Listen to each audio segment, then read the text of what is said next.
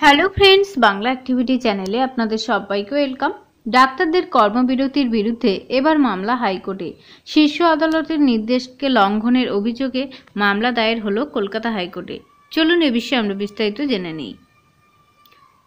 আরজিকর হাসপাতালে মহিলা চিকিৎসকের ধর্ষণ খুন কাণ্ডের প্রতিবাদে বিচার চেয়ে এবং হাসপাতালের নিরাপত্তার কয়েক দফা দাবিতে আন্দোলন চালাচ্ছেন জুনিয়র ডাক্তারেরা। পালন করছেন কর্মবিরতি। তাদের সেই কর্মবিরতির বিরুদ্ধে এবার মামলা হলো কলকাতা হাইকোর্টে। অভিযোগ, কর্মবিরতি চালিয়ে যাওয়ার সিদ্ধান্তে সুপ্রিম কোর্টের নির্দেশ লঙ্ঘন করেছেন জুনিয়র ডাক্তারেরা। আইনের বাইরে গিয়ে তারা কর্মবিরতি পালন করছেন।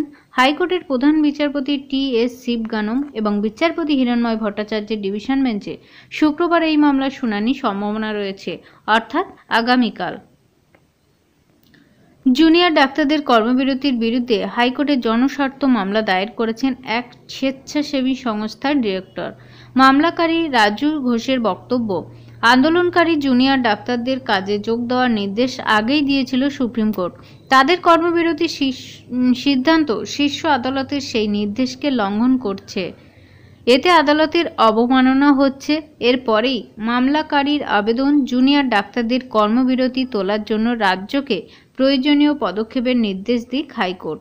কর্মবিরতি প্রত্যাহার নিশ্চিত করতে রাজ্যের তরফে পদক্ষেপ করা হোক আর্জি মামলাকারীর আইনজীবী অরিন্দম দাস আদালতে জানান, আইনের বাইরে গিয়ে জুনিয়র ডাক্তারেরা কর্মবিরতি পালন করছেন। তারা এটা করতে পারেন না। এ বিষয়ে আদালতের দৃষ্টি আকর্ষণ করা হলে মামলা দায়ের অনুমতি দিয়েছে কলকাতা হাইকোর্ট, অর্থাৎ উচ্চ আদালত। গত 9 আগস্ট আরজিকর হাসপাতাল থেকে মহিলা চিকিৎসকের দেহ উদ্ধার করা হয়েছিল। তাকে ধর্ষণ এবং খুন করা হয়েছে বলে অভিযোগ। সেদিন থেকেই কর্মবিরতি শুরু করেছিলেন জুনিয়র ডাক্তারেরা। তাদের দাবি ছিল একটাই, চিকিৎসক মৃত্যুর বিচার করতে হবে এবং দোষীদের অবিলম্বে কঠোর শাস্তি দিতে হবে। এছাড়া হাসপাতালগুলিতে চিকিৎসক এবং স্বাস্থ্যকর্মীদের নিরাপত্তা সুনিশ্চিত করার দাবিও তোলেন আন্দোলনকারীরা। তাদের কিছু দাবি মেনে নেওয়া হয়, কিন্তু এখনও কিছু দাবি পূরণ করা হয়নি বলে এমনটাই জুনিয়র ডাক্তাররা অভিযোগ করেন। জুনিয়র ডাক্তারেরা জানিয়েছেন, সব দাবি মেনে না নেওয়া হলে তারা কর্মবিরতি চালিয়ে যাবেন। আরজিকর কাণ্ডের প্রতিবাদে স্বাস্থ্য ভবনের সামনে ধর্নায় বসেছিলেন ডাক্তারেরা। মুখ্যমন্ত্রী মমতা বন্দ্যোপাধ্যায় নিজে সেই ধর্না মঞ্চে গিয়ে তাদের কাজে ফেরার আবেদনও জানিয়েছিলেন। সরকারের সঙ্গে কয়েকবার বৈঠকের পর জুনিয়র ডাক্তারেরা আংশিকভাবে কর্মবিরতি তুলে নিয়েছিলেন, কিন্তু কিছুদিন আগে সাগর দত্ত মেডিকেল কলেজ হাসপাতালে আবার রোগী মৃত্যুকে কেন্দ্র করে উত্তেজনা ছড়ায়।